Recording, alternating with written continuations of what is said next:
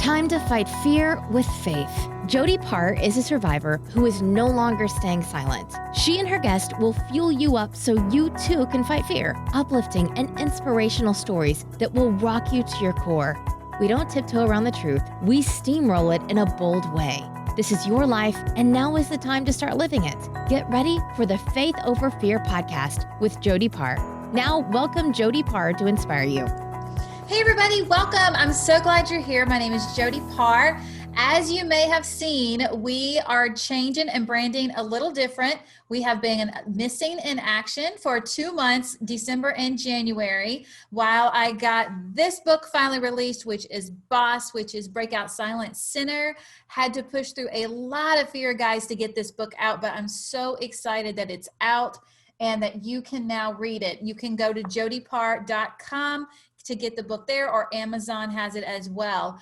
I'm so excited to be back, guys, because I have missed doing these amazing podcasts. I have missed sharing so much inspiration and love and just fierceness, in these podcasts. So we're coming back with a new branding. It's going to be Fighting Fear with Faith. And the reason that we're doing that is because faith over fear is very saturated, which is a great thing. A lot of podcasts are titled Faith Over Fear, and that's exciting, but it's hard to find us. And so we've been asked to change the name, and so we're going to change it to Fighting Fear with Faith, which goes right along with Faith Over Fear. So welcome, and I'm so glad you're here. Today, my guest, my girl, is Emily Walden. And you guys, oh my goodness, does she have a story for you. So Emily, thank you so much for being here. I'm so super excited to have you. Thank you for having me on. You are so welcome. You have a very powerful story. And so one thing I love about this podcast is we like to reach out and let people know they're not alone and they're not isolated with whatever they may have went through.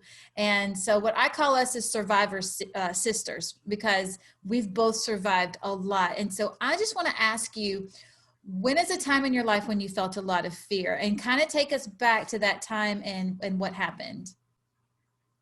Okay, so as you know, we have similar parts of our testimony, but back in 2018, I was in rehab. Life happened, a bunch of things happened, and I ended up doing things I shouldn't be doing, and I went to rehab. And in March of 2018, I was kidnapped from rehab to be trafficked. And I think that's the most fear I've ever felt in my life, was during those 6 weeks. I had made a friend while I was in rehab.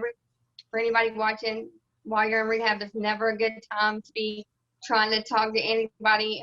Broken attracts broken. Right. So I had made a friend, thought I had a friend, and they were able to convince me to switch rehab, or that was what I thought we were doing. And instead of taking me to the new place, he took me to a different town, and where he had all intentions of getting me back on drugs so he could sell me. But what he didn't realize was that my will to stay sober and was stronger in God, my faith in God was stronger than any drug he was trying to give me. So I spent 6 weeks going through a lot, as you can imagine. And I lost 40 pounds in 6 weeks. And I really thought that they were going to kill me, because I knew I wasn't doing what they were wanting me to do, which was get on the drugs and, be able to be sold like the other girls. And so I thought they were going to kill me, but I had some peace knowing that I was going to die sober, because I knew if I died and they drug tested me and saw that I was sober, that somebody might look into what happened to me, and that my son wouldn't think I just ran away from rehab to get high. And I knew if I did drugs and they found my body, that's what people would think. Right. So I stayed sober, and after 6 weeks, I was found by I was found and taken to the ER and then to the Rape Crisis Center and spent 2.5 months in safe houses. Wow. Wow. So let me ask you this, because you said you were on drugs and alcohol, and I've also been down that road as well. Was that something that you would say you were self-medicating? Because I know that you, like me, you grew up in church, right? Mm-hmm. And so you knew very much who God was, like you knew everything about him. But did something happen to you that made you get on drugs and alcohol? I grew up in church and I wanted to be a virgin until I was married. That was Me very important to too. me. And I was raped at 15, and that's how I lost my virginity. And my pastor at the time didn't talk to me because we both were a part of that church. And so nobody really talked me through it. And I didn't realize that that didn't necessarily count as me losing my virginity. I thought it did. And so I ended up self-medicating with pain medicine for 8 years before later on it turned into hard drugs and stuff. But God was always I didn't really have my come back to Jesus moment until I was taken and kidnapped to be trafficked. It was at that moment that I realized that I had been trying to fill a Holy Spirit sized hole with drugs for those years prior. Yeah. Yes, but God turns all evil to good in exactly what he did in your life, which is absolutely beautiful to see you today and what a strong woman that you are, and your voice is being heard by so many that need to hear it. So when they rescued you, when they came to you, I have to ask you this. Were you praying to be rescued?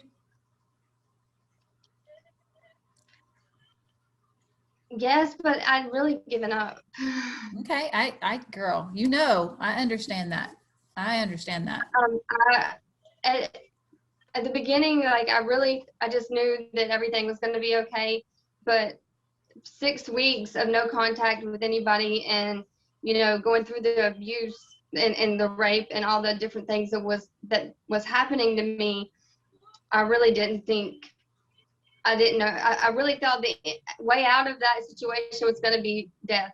I really thought that he was going to kill me, and I used to tell him, "You can take my life, but you won't take my sobriety, or you won't take my salvation." So that's when I Strong. had to kind of push into God, because I really thought that that was going to be it.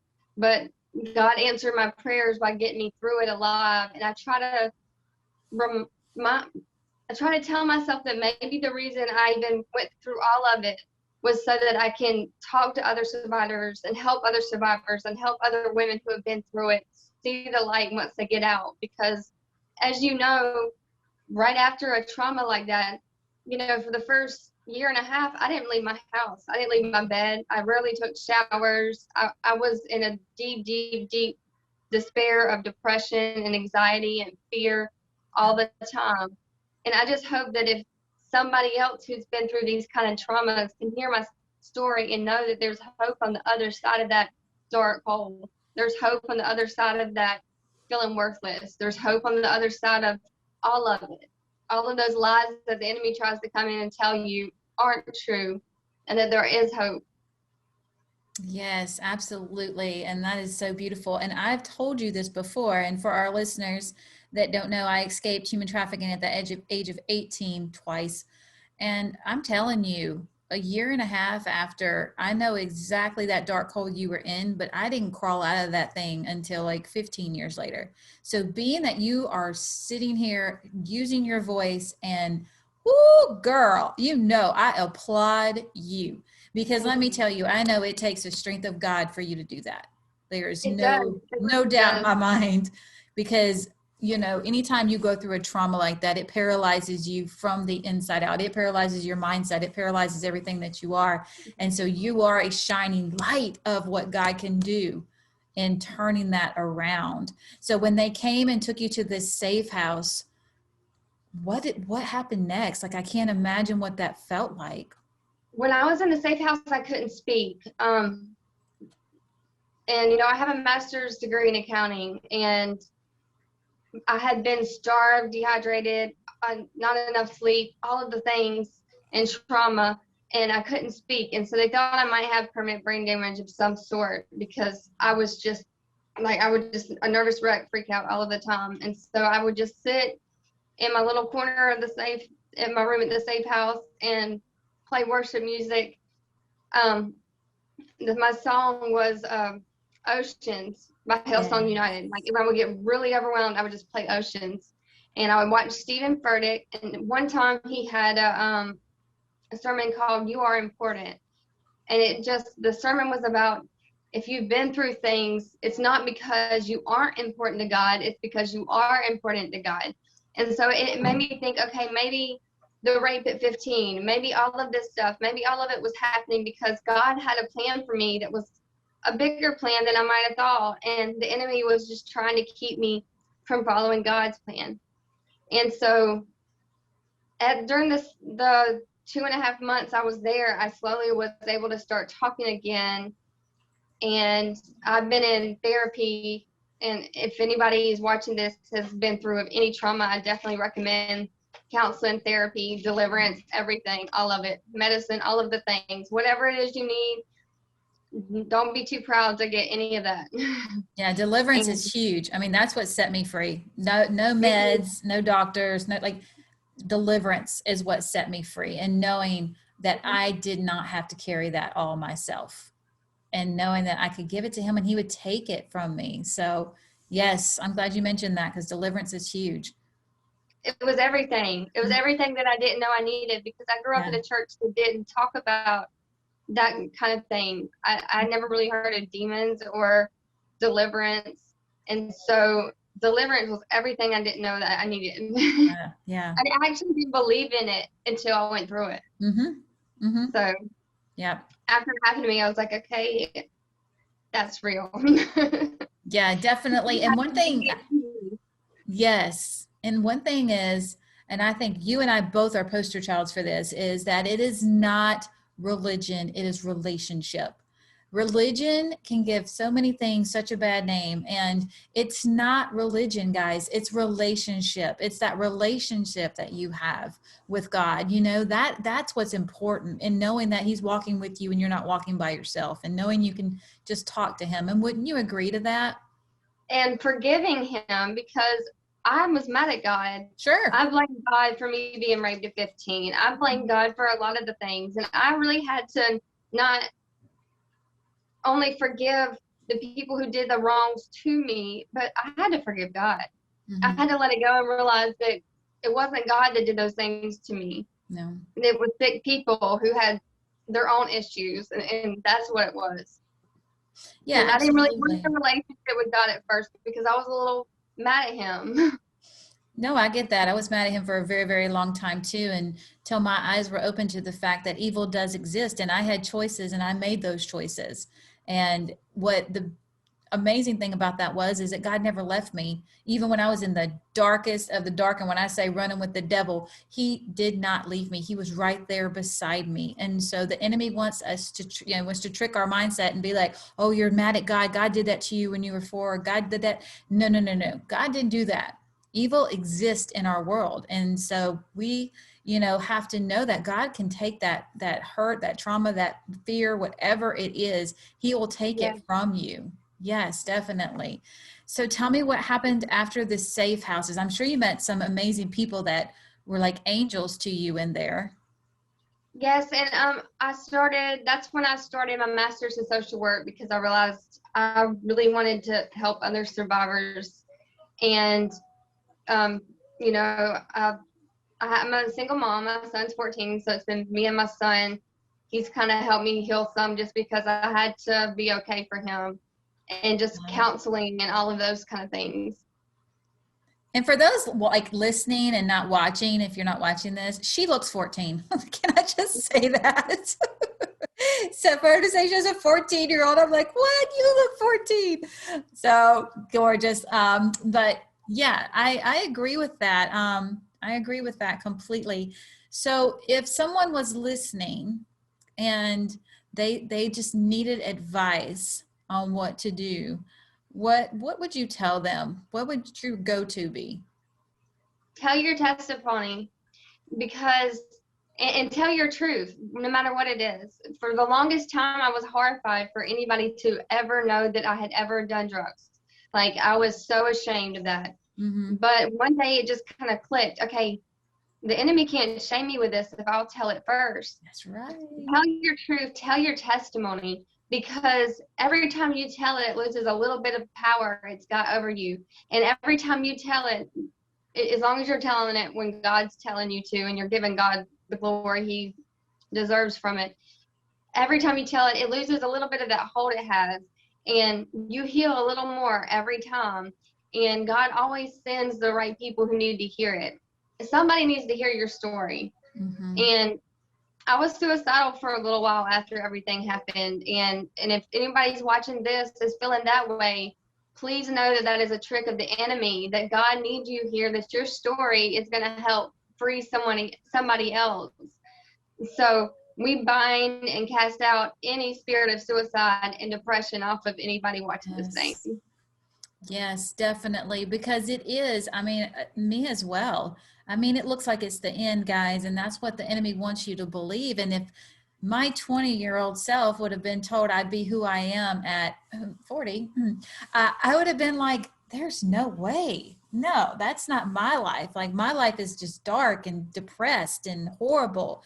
But see, we don't have the plans for our life, right? And I always say Jeremiah 29:11, for he knows the plans he has for us, and that's to prosper us and give us hope in a future. So if that voice continues to tell you this is the end, I'm here to tell you your end is probably your beginning, and to hold on to faith. You know, this is where faith comes in, and fighting fear with faith, because I don't know about you, Emily, but if I don't have scripture to stand on, I feel like I don't have anything to fight back with. But when you Romans 8:28, like that and Jeremiah 29:11 are my two favorites. Romans 8:28, and we know that God works all things out for the good of those who love him. Not some, not a few of it, but all things. Kind of like these traumas. These were not good things, but we can both see in our life, first, it connected to us, but second, we can see how God is still able to use these horrible things for good. And he will if you let him. I know when I went through my deliverance, the hardest part was to forgive these men for what they did. Was forgiveness a hard part for you? Because I know that you said forgiving God was, but was forgiving yourself a hard part of that deliverance? Forgiving myself was. Forgiving that man wasn't, because during those 6 weeks, he was doing drugs, and I could see how sick he was. I could see that there was evil on him. He didn't even look the same as it's the person I had met months prior. And so I think it made it easier for me to forgive him, because I could see he was sick. Like, I could physically see with my eyes that there was something wrong with him. It was hard. The harder part for me was forgiving myself for getting in those situations and, falling for some of those tricks from people. That was the harder part. Yes. And I love how, you guys, she has a heart for traffickers. She wants them to change their lives. And we've talked about this, nobody's born this way. Nobody is born like just evilness and wants to do evilness. It is imprinted upon them in their life somewhere along the way. Something horrible has happened to them. And that's why they do these horrific, evil things, is because somebody hurt them, and hurt hurts hurt. And so it makes my heart happy when I hear her say, like, I just want to see traffickers get saved. I want to see them change their life. That's powerful, Emily. Go through deliverance, because if they go through deliverance, they can be out there delivering men that are like them. Yes. They can reach, just like we can reach the women, they can reach if they get healing and they get delivered, they can reach the men. They can stop this thing. Yeah. I got chill bumps just talking about it. Just like we're trying to reach the women. If any of those guys get free, get delivered, and start being deliverers, because there's a reason the enemy is fighting them so hard too. They have some kind of call in their life as well for them to be fought as hard as they're being fought. Yes. So if they get delivered and become deliverers, just think how much good could be done for the kingdom. Absolutely. And I love that you just said that because it is so true. If you're watching or listening to this and you feel like you're just too far gone, that God couldn't use you, that you've done all these horrific things in your life, that's who he uses. Like that's who he uses. He does not call the qualified. He qualifies the called. And it took a long time for me to get that in my head and in my heart and even in my soul was that okay, yeah, I did a lot of bad things in my life, but he uses those things because other But people look can at the relate to Bible. that. You know, look at David had an affair. Like all of Yeah, these people yeah, had yeah, their own issues. All the important people, besides Jesus, had some kind of issues. So yeah. as you read the Bible, you can find comfort in seeing that they all had something that Right. made them feel less qualified. You know, Moses stuttered. He was like, God, you can't use me. I stutter. And just like for Moses, God equipped him along the way. He sent Aaron to him. God will send your tribe to help you Yes. as long as you step out. You know, sometimes we're guilty of telling God, hey, I can't do this, not me, because of this or because of that, as if he didn't make us. He knows those Yes. things you don't like about yourself. He made them and he loves them. So And if good. he's calling you, if you'll step out in faith, he will send your Aaron and he will equip you for your journey. Yeah, that's so good. You are on fire. Yes, that orange is like it's just you're on fire. Like just watching you speak that truth. It's so powerful. So, a word of faith to those listening or watching. What is something that you would say if you were going to fight fear with faith? What is something that you would say to our listeners?